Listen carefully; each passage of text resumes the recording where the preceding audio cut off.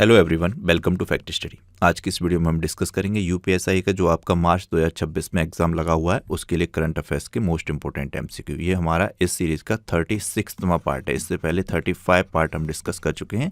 2025 के सभी क्वेश्चन इस सीरीज में हम डिटेल में डिस्कस कर रहे हैं। पहला क्वेश्चन है वीडियो का, कोल इंडिया की पहली महिला केंद्रित स्टोर इकाई, महिला केंद्रित स्टोर इकाई है कोल इंडिया की, इसका उद्घाटन कहाँ पर हुआ? तो इसका राइट आंसर है Chhattisgarh. Option C right answer है। 5 अक्टूबर 2025 को छत्तीसगढ़ के कोरबा स्थित सेंट्रल वर्कशॉप में कंपनी का पहला पूर्णतः महिलाओं द्वारा संचालित सेंटर स्टोर यूनिट उद्घाटित किया गया। ये कोल इंडिया की ही सहायक कंपनी है, साउथ ईस्टर्न कोलफील्ड लिमिटेड, इसमें ये इकाई स्थापित की गई है। ये छत्तीसगढ़ की बात करें तो छत्तीसगढ़ से सबसे इम्पोर्टेंट पॉइंट है आपके एग्जाम के लिए, छत्तीसगढ़ का बालोद जिला भारत का पहला आधिकारिक रूप से बाल विवाह मुक्त जिला बना। छत्तीसगढ़ की कैपिटल पूछी जाए तो रायपुर है। वर्तमान में सीएम विष्णुदेव शाह हैं, रमन डे का गवर्नर है, ध्यान रखिएगा। नेक्स्ट क्वेश्चन है, देश भर में कितने आईटीआई के आधुनिकीकरण के लिए पीएम सेतु योजना शुरू की गई? तो ये तो समझ में आ रहा है, पीएम सेतु योजना देश में आईटीआई के आधुनिकीकरण से संबंधित है। और कितने आईटीआई से? तो 1000 ITI. Option D right answer है। इससे जुड़ी इन्फॉर्मेशन देखिए। प्रधानमंत्री नरेंद्र मोदी ने 4 अक्टूबर 2025 को नई दिल्ली के विज्ञान भवन में आयोजित कौशल दीक्षांत समारोह के दौरान प्रधानमंत्री कौशल संवर्धन एवं तकनीक उन्नयन योजना, हिंदी में इसका फुल फॉर्म है, और इंग्लिश में देखें तो पीएम सेतु का है prime ministers skill enhancement and technical upgradation, इसका शुभारंभ प्रधानमंत्री मोदी जी के द्वारा 4 अक्टूबर 2025 को नई दिल्ली के विज्ञान भवन में किया गया। इसका उद्देश्य 60,000 करोड़ रुपए के बजट वाली ये योजना है, पीएम सेतु योजना। इसके तहत देश भर के 1000 औद्योगिक प्रशिक्षण संस्थान आईटीआई जो हैं, इनका आधुनिकीकरण किया जाए, इनको रोजगार उन्मुख केंद्रों में बदला जाए। नेक्स्ट क्वेश्चन है, कहाँ विश्व की सबसे ऊंची मोटर योग्य सड़क का निर्माण किया गया? तो ये लद्दाख में किया गया। वेरी इंपॉर्टेंट है क्वेश्चन। भारत के एक और असाधारण इंजीनियरिंग उपलब्धि हासिल की है। सीमा सड़क संगठन बीआरओ ने लद्दाख में समुद्र तल से 19,400 फीट ऊंचाई पर विश्व की सबसे ऊंची मोटर योग्य सड़क का निर्माण किया है, जिससे उसने अपना ही पिछला रिकॉर्ड तोड़ दिया। यह सड़क प्रोजेक्ट हिमांग के तहत मिगला दर्रे से होकर गुजरती है और जो 2021 में बने उमलिंग ला 19,024 फीट के पिछले रिकॉर्ड को तोड़ती है। तो ध्यान रखिएगा। ये लद्दाख से जुड़े हुए पॉइंट हैं, जैसे कि लद्दाख की हैं ये रिगजिन यांगदोल, इन्होंने दक्षिण कोरिया में आयोजित hockey together international coaching campaign में भाग लिया। तो ये रिगजिन यांगदोल नाम आपको देखने को मिल सकता है एग्जाम में। इसके अलावा इसरो के उच्च ऊंचाई वाले एनालॉग मिशन होप का उद्घाटन भी लद्दाख में ही हुआ। भारतीय सेना ने आकाश प्राइम स्वदेशी विकसित वायुरक्षा प्रणाली का सफल परीक्षण भी लद्दाख में किया। ये खुबानी महोत्सव है, खुबानी महोत्सव, ये लद्दाख में ही मनाया जाता है। बटालिक क्रिकेट लीग 2025 का उद्घाटन भी लद्दाख में हुआ। माथो नागरांग के नाम से जाना जाने वाला वार्षिक मठवासी उत्सव भी लद्दाख में मनाया जाता है। इसके अलावा खेलो इंडिया विंटर गेम्स 2025 भी लद्दाख में आयोजित हुए। नेक्स्ट है, गोवा में जो महारे घर योजना है, इसकी शुरुआत किसके द्वारा की गई? तो ये अमित शाह जी ने इसका उद्घाटन किया या इस योजना को शुभारंभ किया। केंद्रीय गृह मंत्री अमित शाह ने तालेगांव स्थित doctor Shyama Prasad Mukherjee indoor stadium में गोवा की महारे घर योजना का शुभारंभ किया। यह योजना सरकार और सामुदायिक भूमि पर बने घरों को नियमित करने, लंबे समय से रह रहे निवासियों को मालिकाना हक देने पर केंद्रित है, जिससे 11 लाख लोगों को महारे घर योजना के तहत लाभ हुआ है। नेक्स्ट क्वेश्चन है, चिकित्सा 2025 में नोबेल पुरस्कार किसे दिया गया? ये अक्टूबर माह में घोषणा हुई थी नोबेल पुरस्कार की। तो ये चिकित्सा यानी कि मेडिसिन के क्षेत्र में ये नोबेल पुरस्कार पूछ रहा है। तो ये ट्रिक आप सबने बनाई थी ब्रुनको, यानी कि ब्रुनको की फ्रेंड सिमोन। तो ये बन जाता है बहुत ईजी तरीके से। तो ऑप्शन डी इसका राइट आंसर है। ब्रुनको, फ्रेंड राम्सडेल, सिमोन साकागुची, इन 3 व्यक्तियों को चिकित्सा का 2025 का नोबेल पुरस्कार मिला था। नेक्स्ट क्वेश्चन है, केंद्रीय मंत्री शिवराज चौहान ने कहाँ मखाना उत्कृष्टता केंद्र का शुभारंभ किया? तो ये पटना में किया गया। ऑप्शन सी राइट आंसर है। वर्तमान में केंद्रीय कृषि मंत्री हैं शिवराज सिंह चौहान। इन्होंने पटना में मखाना महोत्सव में भाग लिया और उसे संबोधित किया। मखाना उत्पादन की गुणवत्ता नियंत्रण और मूल्य संवर्धन पर ध्यान केंद्रित करने के लिए बिहार में एक उत्कृष्टता केंद्र खोला गया। मखाना उत्पादन में बिहार नंबर 1 पर मखाना और लीची में, ये आपको पता होना चाहिए। नेक्स्ट क्वेश्चन है किस देश ने एक द्वीप का नाम बदलकर जुबिनगर्ग द्वीप कर दिया? तो सिंगापुर इसका राइट आंसर है। सिंगापुर में ये जुबिनगर्ग जो गायक थे इनका वहाँ पे निधन हो गया था, दुखद घटना थी, तो इसी कारण जिस द्वीप पर इनका निधन हुआ उसी द्वीप पर उस द्वीप का नाम बदलकर इनके नाम पर कर दिया गया। काफ़ी इंपॉर्टेंट है ये। सिंगापुर की बात की जाए तो कैपिटल सिंगापुर सिटी है, सिंगापुरियन डॉलर करेंसी है। तहरमान समुद्रतरनम ये प्रेसिडेंट हैं। इसके अलावा प्राइम मिनिस्टर हैं लॉरेंस वोंग, तो ये ध्यान रख सकते हैं। और कौन से इंडेक्स में सिंगापुर प्रथम स्थान पे आप बता सकते हैं? हेनली पासपोर्ट इंडेक्स में सिंगापुर लगातार प्रथम स्थान पे रहता है। सिम्बेक्स ये सेनाभ्यास है जो भारत और सिंगापुर के मध्य होता है। नेक्स्ट क्वेश्चन है निम्नलिखित में कौन राष्ट्रीय ऊंट स्थिरता पहल शुरू करेगा? तो भारत देश ने घोषणा की कि वो राष्ट्रीय ऊंट स्थिरता पहल शुरू करेगा। मत्स्य पालन, पशुपालन और डेयरी मंत्रालय भारत में ऊंटों की घटती संख्या से निपटने के लिए राष्ट्रीय ऊंट स्थायित्व पहल शुरू करने जा रहा है। भारत में विशेषकर ऊंट पालन वाले राज्यों जैसे राजस्थान और गुजरात में ऊंटों की संख्या में तीव्र गिरावट देखी गई है, इसलिए ये राष्ट्रीय ऊंट स्थिरता पहल शुरू जा रही है। नेक्स्ट क्वेश्चन है कहाँ आईएनएस एंड्रोथ को भारतीय नौसेना में शामिल किया गया? तो आईएनएस एंड्रोथ को विशाखापट्टनम में भारतीय नौसेना में शामिल किया गया। इस तरीके के क्वेश्चन एग्जाम में पूछे जाते हैं, तो ध्यान रखना है। विशाखापट्टनम नौसेना डॉकयार्ड से 6 अक्टूबर 2025 को भारतीय नौसेना ने आईएनएस एंड्रोथ को औपचारिक रूप से भारतीय नौसेना में शामिल किया। यह अत्याधुनिक anti submarine warfare shallow watercraft है और अर्नाला श्रेणी का दूसरा जहाज है। यह भारत की स्वदेशी नौसेना रक्षा क्षमता की दिशा में एक और सशक्त कदम माना गया है। नेक्स्ट क्वेश्चन है निम्नलिखित में से किसे 2025 का भौतिकी का नोबेल पुरस्कार मिला?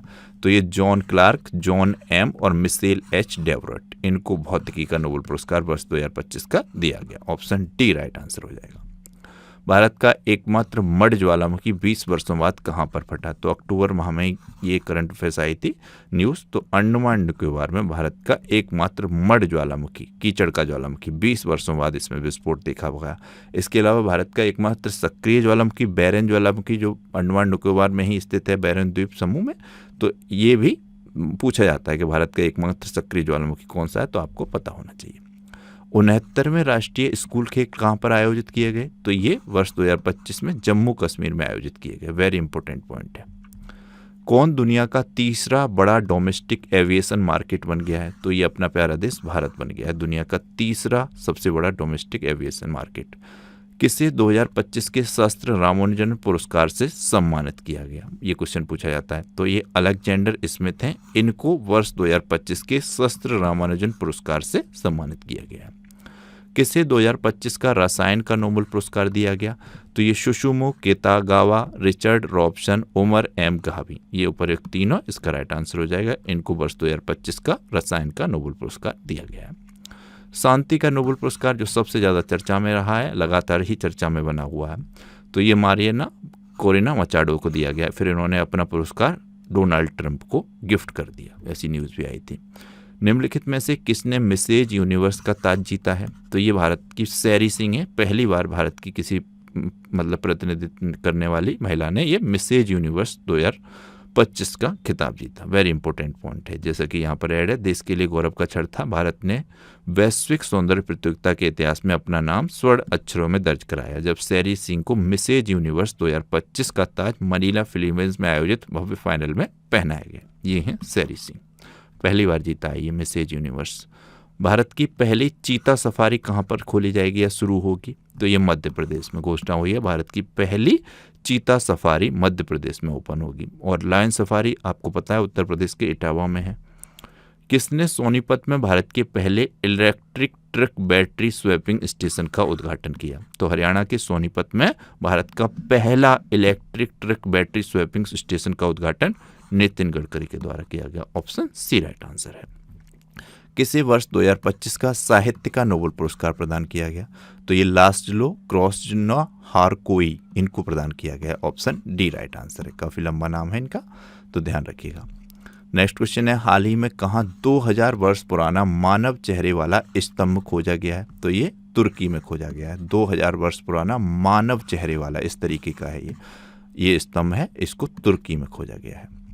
तुर्की की बात की जाए तो अंकारा यहाँ की कैपिटल है, टर्किश लीरा यहाँ की करेंसी है, रेशियप तैयब इद्रोगोन यहाँ के प्रेसिडेंट हैं। ये इस तरीके का फ्लैग है तुर्की का, रेड फ्लैग है, उसमें चांद और सितारा बना हुआ है।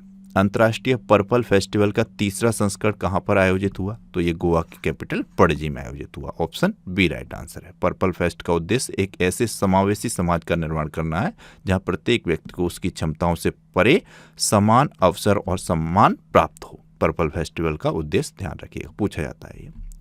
किस राज्य सरकार ने औषधि निरीक्षकों को औषधि रसायनों के निरीक्षण का अधिकार दिया है? औषधि निरीक्षकों को औषधि रसायनों के निरीक्षण का अधिकार उत्तर प्रदेश सरकार में दिया गया। ऑप्शन डी राइट आंसर है। उत्तर प्रदेश ने औषधि निरीक्षकों को दवाओं और सिरप निर्माण में प्रयुक्त रसायनों की गुणवत्ता नियंत्रण सुनिश्चित करने के लिए निरीक्षण का आदेश दिया है। राज्य सरकार ने निरीक्षकों को मिलावटी या नकली दवाइयों बनाने वाली कंपनियों के खिलाफ प्राथमिकी दर्ज यानी कि एफआईआर दर्ज करने का भी अधिकार दे दिया है। उत्तर प्रदेश में एक सिरप को लेकर बहुत विवाद हुआ था, एक बहुत बड़े बाहुबली नेता का भी उसमें नाम आया था, फिर सब मामले पता नहीं कैसे शांत हो जाते हैं, उनकी कुछ जांच होकर रिजल्ट नहीं पता चल पाता है।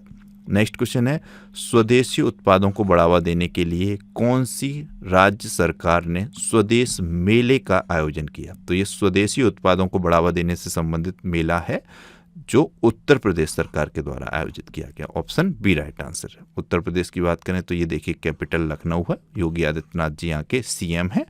आनंदीबेन पटेल जिनकी आत्मकथा का नाम है चुनौतियां मुझे पसंद हैं, जिसकी प्रस्तावना प्रधानमंत्री मोदी जी के द्वारा लिखी गई है। तो ध्यान रखिए, उत्तर प्रदेश गन्ना के उत्पादन में, गेहूं के उत्पादन में, दूध के उत्पादन में, आलू के उत्पादन में, सब्जियों के उत्पादन में और हरी मटर के उत्पादन में भारत में पहले स्थान पर है। और ये पूछे जाते हैं, ध्यान रखिए बहुत अच्छे तरीके से।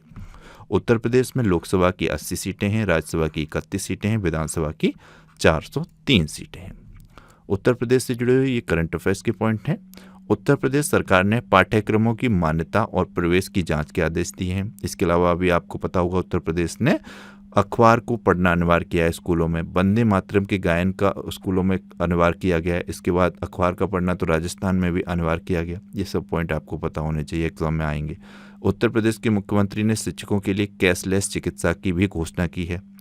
भारत का पहला tempered glass plant Uttar Pradesh के नोएडा में शुरू हुआ। उत्तर प्रदेश सरकार 1 सितंबर से उत्तर प्रदेश सरकार ने नो हेलमेट नो फ्यूल सड़क सुरक्षा अभियान भी किया था। उत्तर प्रदेश के जलालाबाद नगर का नाम बदलकर परशुरामपुरी किया गया। वेरी इंपॉर्टेंट पॉइंट है, जलालाबाद अब हो गया है परशुरामपुरी। उत्तर प्रदेश के पहले ग्रीन हाइड्रोजन प्लांट का उद्घाटन गोरखपुर में हुआ। उत्तर प्रदेश ने ब्रिटेन में अध्ययन के लिए अटल सेवनिंग छात्रवृत्ति शुरू की। नोएडा की पहली महिला जिलाधिकारी मेधा रूपम बनी और काफ़ी ज़्यादा कंट्रोवर्शियल भी हो गया था। एक घटना हो गई थी वहाँ पर कि जब एक व्यक्ति था वो डूब के मर गए थे, कोई भी बचाने नहीं आई रेस्क्यू टीम, तो ये चर्चा में आ गई थी, लेकिन मामला वो भी शांत हो गया फिर। नेक्स्ट क्वेश्चन है, किस राज्य ने पर्यटकों की सुरक्षा बढ़ाने के लिए समर्पित पर्यटन पुलिस इकाइयां शुरू की? पर्यटकों की सुरक्षा बढ़ाने से संबंधित ये समर्पित पर्यटन पुलिस इकाइयां हैं जो तेलंगाना राज्य में शुरू की गई। ऑप्शन सी राइट आंसर है। नेक्स्ट क्वेश्चन है, पैरा पावर लिफ्टिंग स्टार विनय ने पैरा पावर लिफ्टिंग विश्व चैंपियनशिप में 72 किलोग्राम जूनियर वर्ग में कौन सा पदक जीता? तो इन्होंने स्वर्ण पदक जीता। ऑप्शन बी राइट आंसर है। कहाँ पहली बार रोबोट सहायता प्राप्त किडनी प्रत्यारोपण सर्जरी की गई? तो एम्स दिल्ली में की गई। ऑप्शन डी राइट आंसर है। भारतीय सेना ने कौन सा स्वदेशी एंटी ड्रोन ग्रिड लॉन्च किया है? तो इसका नाम है Saksham. Option B right answer. भारतीय सेना के द्वारा लॉन्च किया गया स्वदेशी एंटी ड्रोन ग्रिड जिसका नाम है सक्षम। विरासत और मसाला आधारित पर्यटन को बढ़ावा देने के लिए किस राज्य सरकार ने स्पाइस रूट पहल शुरू की? इस पहल का नाम है स्पाइस रूट पहल। तो ये आपको पता है मसालों के लिए फेमस है केरल राज्य। ऑप्शन बी राइट आंसर है। नेक्स्ट क्वेश्चन है, किसने अपना स्पोर्ट्स एथलेटिक्स ब्रांड 10XU को लॉन्च किया? तो ये सचिन तेंदुलकर जी का स्पोर्ट्स ब्रांड है 10XU। ये वर्ष 2025 में लॉन्च किया गया। किस देश के कलमिकिया में पहली बार बुद्ध के पवित्र अवशेष प्रदर्शित किए गए? तो ये रूस में प्रदर्शित किए गए। ऑप्शन ए राइट आंसर है। तो रूस के कलमिकिया में पहली बार बुद्ध के पवित्र अवशेषों को प्रदर्शित किया गया। नेक्स्ट क्वेश्चन है, कितने भारतीय बंदरगाहों को हरित हाइड्रोजन केंद्र नामित किया गया? तो ये 3 भारतीय बंदरगाहों को हरित हाइड्रोजन केंद्र नामित किया गया है। ये गुजरात का दीनदयाल पोर्ट, फिर वीओ चिदम्बरम पोर्ट तमिलनाडु का, पारादीप पोर्ट ओडिशा का। नेक्स्ट है, कौन क्रिकेट के तीनों अंतर्राष्ट्रीय प्रारूपों में 50-50 मैच खेलने वाले पहले भारतीय तेज गेंदबाज बने? तो ये जसप्रीत बुमराह बने। ऑप्शन बी राइट आंसर है। हाल ही में किसे केंद्रीय स्वास्थ्य एवं परिवार कल्याण मंत्रालय का पहला मानसिक स्वास्थ्य राजदूत अपॉइंट किया गया? वेरी इंपॉर्टेंट पॉइंट है। तो ये दीपिका पादुकोण को अपॉइंट किया गया। ऑप्शन सी राइट आंसर है इस क्वेश्चन का।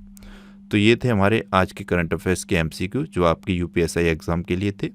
इसकी कुछ वीडियोस रह गई हैं, वो भी जल्दी अपलोड करेंगे आपके एग्जाम से पहले। तो इस सीरीज को आप कंप्लीट कर लीजिएगा, आपका करंट अफेयर्स का कोई भी क्वेश्चन स्किप नहीं होगा। लास्ट वीडियो में हमने क्वेश्चन पूछा था जो यूपीएसआई की इसी सीरीज से रिलेटेड वीडियो थी, 35th मोपाइट।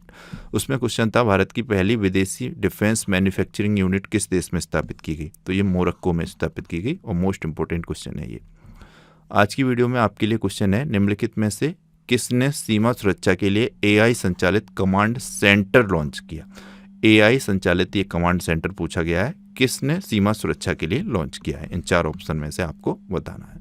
तो ये वीडियो आपको अच्छा लगा तो प्लीज़ इसे लाइक और शेयर कीजिएगा, चैनल को सब्सक्राइब कीजिएगा, बेल आइकन को प्रेस कीजिएगा। Thank you so much for watching.